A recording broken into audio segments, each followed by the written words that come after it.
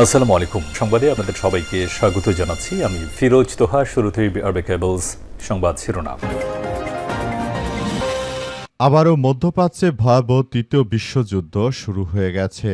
দখলদার ইসরায়েলি বাহিনী এবং মার্কিন যুক্তরাষ্ট্রকে কোনোভাবে ছাড় দেবে না ইরানের ইসলামী বিপ্লবী গার্ড বাহিনীর সদস্যরা। পরিস্থিতি খুবই ভয়াবহ আকার ধারণ করেছে। মধ্যপ্রাচ্যে আবারও হামলা করার জন্য যুদ্ধজাহাজ পাঠাচ্ছে মার্কিন যুক্তরাষ্ট্র। যে কোনো সময় আবার এই হামলা শুরু হতে পারে বলে এমন আশঙ্কার কথা জানা গেছে।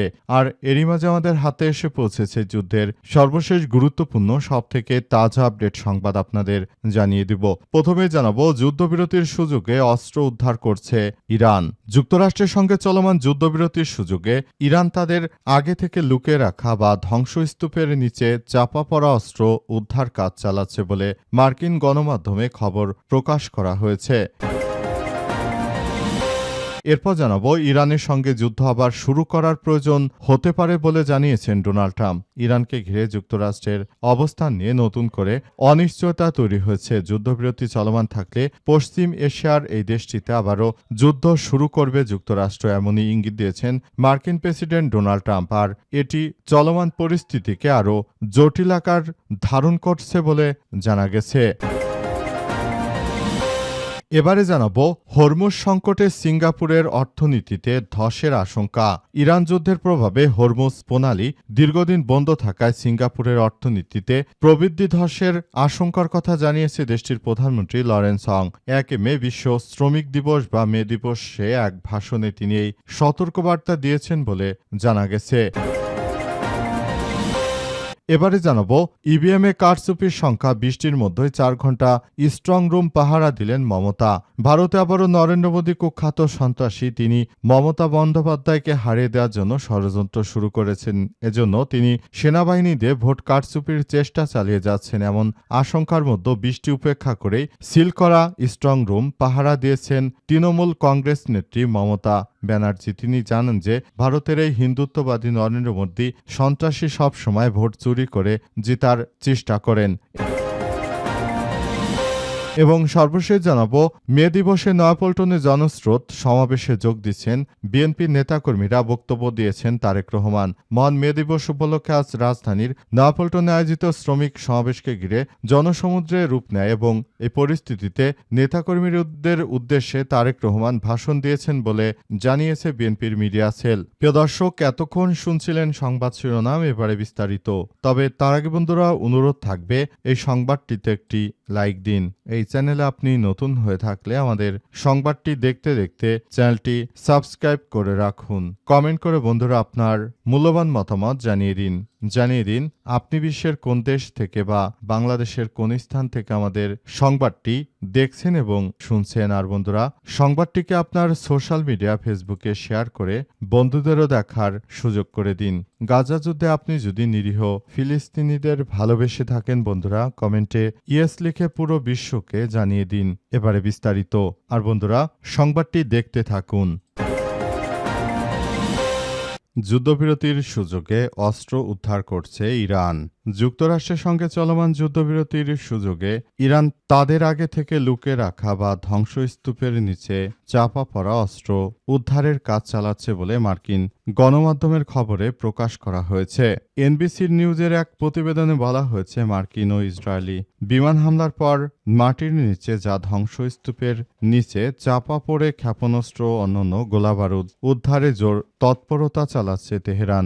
একজন মার্কিন কর্মকর্তা এ বিষয়ে অবগত আরও 2 ব্যক্তির বরাত দিয়ে এই তথ্য জানিয়েছে। প্রতিবেদনে আরও বলা হয়েছে, মার্কিন কর্মকর্তাদের ধারণা ইরান দ্রুত তাদের ড্রোন ও ক্ষেপণাস্ত্র সক্ষমতা পুনর্গঠন করতে চাইছে। প্রেসিডেন্ট ট্রাম্প যদি পুনরায় সামরিক অভিযান শুরু করেন সিদ্ধান্ত নেন, তবে মধ্যপ্রাচ্য জুড়ে পাল্টা আক্রমণ চালানোর লক্ষ্যেই ইরান এই প্রস্তুতি নিচ্ছে বলে তারা নিশ্চিত করেছে। ইরান যদি এসব অস্ত্রশস্ত্র আবার যেগুলো মাটির নিচে চাপা পড়েছিল, এসব অস্ত্রশস্ত্র যদি খুব সহজে উদ্ধার করতে পারে, সেক্ষেত্রে মার্কিন যুক্তরাষ্ট্র কিন্তু পুরোদমে ধরাশায়ী হবে। মার্কিন যুক্তরাষ্ট্র তারা এই যুদ্ধবিরতি করার ফলে তারা যদিও অস্ত্রশস্ত্র কিছু তৈরি করতে পেরেছে, কিন্তু প্রকৃতপক্ষে তাদের উপর আসলে প্রেশারাইজ করার জন্য ইরান আরও অনেক সময় পেয়ে গেল এবং অস্ত্রশস্ত্র তৈরি করে রেখেছে। ইরান যে অস্ত্রগুলো এতদিন হামলা করার পর মাটির নিচে চাপা পড়ে গেছিল ইসরায়েলের হামলায়, সেই অস্ত্রগুলো তারা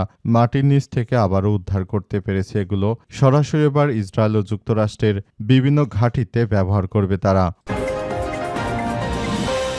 ইরানের সঙ্গে যুদ্ধ আবারও শুরু করার প্রয়োজন হতে পারে বললেন ডোনাল্ড ট্রাম্প। ইরানকে ঘিরে যুক্তরাষ্ট্রের অবস্থান নিয়ে নতুন করে অনিশ্চয়তা তৈরি হয়েছে। যুদ্ধবিরতি চলমান থাকলেও পশ্চিম এশিয়ার এই দেশটিতে আবারও যুদ্ধ শুরু হতে পারে এমনই ইঙ্গিত দিয়েছেন যুক্তরাষ্ট্রের প্রেসিডেন্ট ডোনাল্ড ট্রাম্প। আজ হোয়াইট হাউসে সাংবাদিকদের সঙ্গে আলাপকালে মার্কিন যুক্তরাষ্ট্রের প্রেসিডেন্ট তিনি জানিয়েছেন যে যুদ্ধ নিয়ে আমি যা জানি তোমরা আসলে তা জানো না। এই যুদ্ধ কতদূর পর্যন্ত গড়াতে পারে এবং কি হতে পারে না পারে এ সম্পর্কে এখন পর্যন্ত তোমরা কেউই আমার মতো অবগত নয় বলে জানিয়েছে মার্কিন যুক্তরাষ্ট্রের প্রেসিডেন্ট ডোনাল্ড ট্রাম্প। সেজন্য তিনি আরও উল্লেখ করে জানিয়েছেন যে এজন্য আমরা সবাইকে বলে দিতে চাই যে এই যুদ্ধ আসলে কি হতে চলেছে না হতে চলেছে এসব বিষয়গুলো নিয়ে আমরা সবাই একসঙ্গে আসলে কার্যক্রমগুলো চালিয়ে যাব বলে জানিয়েছেন তিনি। এবং পুরো মধ্যপ্রাচ্য জুড়ে মার্কিন যুক্তরাষ্ট্র এবং দখলদার ইসরায়েলি বাহিনী তারা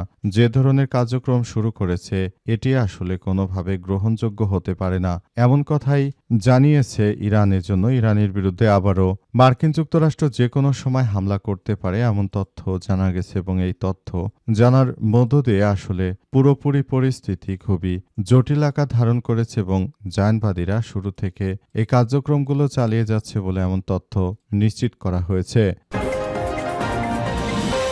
হরমুজ সংকটে সিঙ্গাপুরের অর্থনীতিতে ধসের আশঙ্কা। ইরান যুদ্ধের প্রভাবে হরমুজ প্রণালী দীর্ঘদিন বন্ধ থাকায় সিঙ্গাপুরের অর্থনৈতিক প্রবৃদ্ধি ধসের সংখ্যার মধ্যে পড়েছে বলে জানিয়েছে দেশটির প্রধানমন্ত্রী লরেন্স অং।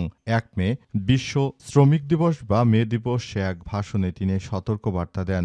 লরেন্স অং বলেছেন, এই যুদ্ধ অদূর ভবিষ্যতে শেষ হওয়ার কোনো লক্ষণ দেখতে পাচ্ছি না। আগামী মাসগুলোতে সর্বব্যবস্থারও বিঘ্নিত হতে পারে। তিনি উল্লেখ করেছেন, উপসাগরীয় অঞ্চলগুলোতে জ্বালানি এবং অন্যান্য জরুরি পণ্যের উপর এশিয়ার দেশগুলো গভীরভাবে নির্ভরশীল হয়। এ অঞ্চলে অর্থনৈতিক এর উপর প্রভাব সবথেকে ভয়াবহ। সিঙ্গাপুরের প্রধানমন্ত্রী বলেন, বিশ্বব্যাপী মূল্যস্ফীতি বাড়বে। জ্বালানি থেকে শুরু করে খাদ্যসহ নিত্য প্রয়োজনীয় সব সংকট আরও তীব্র থেকে তীব্র আকার ধারণ করবে বলে তিনি ভবিষ্যৎবাণী করেছেন। তিনি বলেন, আমাদের সিঙ্গাপুরের অর্থনীতিকে বাঁচিয়ে রাখা এই মুহূর্তে আমাদের জন্য অনেক চ্যালেঞ্জের মধ্য দিয়ে যেতে হচ্ছে। তিনি আরও জানিয়েছেন যে সিঙ্গাপুরে যারা আমরা নাগরিক রয়েছি তাদেরকে বলবো, আপনারা সবকিছু পরিমিত ব্যয় করার মধ্য দিয়ে এগিয়ে যান। যদি মনে হয় যে দেশকে ভালোবাসেন তাহলে নিজের দেশের এই সংকটকালীন সময়ের জন্য সবাইকে প্রস্তুতি নিতে হবে। তিনি বলেন, যুদ্ধ পর্যবেক্ষণ করে দেখতে পাচ্ছি যে যুদ্ধ আসলে দ্রুততম সময়ের মধ্যে বন্ধ হওয়ার মতো কোনো ঘটনাই ঘটছে না। সুতরাং বিষয়গুলোকে খুবই গুরুত্ব সহকারে দেখতে হচ্ছে এবং আমরা মনে করি এই কার্যক্রমগুলো চালিয়ে যাচ্ছে যারা, তারা হয়তো ভবিষ্যতের জন্য আরও বড় ধরনের একটি সংকটময় পরিস্থিতির মধ্য দিয়ে বিশ্বকে এগিয়ে নিয়ে যাচ্ছে। তাই এখনই আমাদের সবাইকে সব বিষয় নিয়ে সতর্ক থাকতে হবে। ইভিএমে কারচুপির সংখ্যা ২০টির মধ্যে ৪ ঘণ্টা স্ট্রংরুম পাহারা দিল মমতা ব্যানার্জি। ভারতে নরেন্দ্র মোদী কুখ্যাত সন্ত্রাসীর যে কার্যক্রম চলছে সেই কার্যক্রমে আসলে মমতা ব্যানার্জিকে এবার হারিয়ে দেওয়ার জন্য অনেক ষড়যন্ত্র করছে নরেন্দ্র মোদী। নরেন্দ্র মোদী শুরু থেকে মমতা ব্যানার্জিকে হারিয়ে দিতে চায়। কারণ হিসেবে ভারতের এই কুখ্যাত নরেন্দ্র মোদী সন্ত্রাসী পুরো ভারতে তার হিন্দুত্ববাদীদের আধিপত্য বিস্তার করতে চায়। সেজন্য নরেন্দ্র মোদী এই সন্ত্রাসী কার্যক্রম করে তিনি মমতা বন্দ্যোপাধ্যায়কে হারিয়ে দেওয়ার জন্য নানা ফন্দিফিকির আঁটছেন বলে জানা গেছে এবং এই ফন্দিফিটি আঁটার ফলে মূলত পরিস্থিতি এখন এই পর্যায়ে চলে এসেছে এবং এর মধ্য দিয়ে সবকিছু আসলে একটা ধ্বংসস্তূপে পরিণত হচ্ছে। পুরো বিশ্বজুড়ে দখলদার ইসরায়েলি বাহিনী এবং মার্কিন যুক্তরাষ্ট্র শুরু থেকে এমন কিছু কার্যক্রম চালিয়ে যাচ্ছিল যে ভারতের হিন্দুত্ববাদী নরেন্দ্র মোদীও তাদের সঙ্গে যোগ দিয়ে তিনিও এক স্বৈরাচারী আদর্শ লালন করতে শুরু করেছেন। যেমন ভারতের নরেন্দ্র নরেন্দ্র মোদীর অবস্থা হচ্ছে যে বাংলাদেশের এক্স প্রাইম মিনিস্টার শেখ হাসিনার মতো তিনি যেমন বিনা ভোটে প্রতিদ্বন্দ্বিতা আমিডামি মার্কা নির্বাচন করেছিলেন, ঠিক একই কায়দায় ভারতেও এবার নরেন্দ্র মোদী মমতা ব্যানার্জিকে হারিয়ে দেওয়ার জন্য নানাবিধ ষড়যন্ত্র করছে, এমনকি প্রশাসনের কর্মকর্তাদেরকেও ব্যবহার করার চেষ্টা করছে বলে বিভিন্ন অভিযোগ পাওয়া গেছে। এবং বর্তমান পরিপ্রেক্ষিতে তাই মমতা বন্দ্যোপাধ্যায় তিনি সর্বোচ্চ চেষ্টা চালিয়ে যাচ্ছেন যাতে করে তিনি এই নির্বাচনে কোনো মতে জয়লাভ করতে পারেন। তবে পরিস্থিতি মনে হচ্ছে যে নরেন্দ্র মোদী এবার বিজেপি সরকার গঠন করতে চলেছে পশ্চিমবঙ্গেও।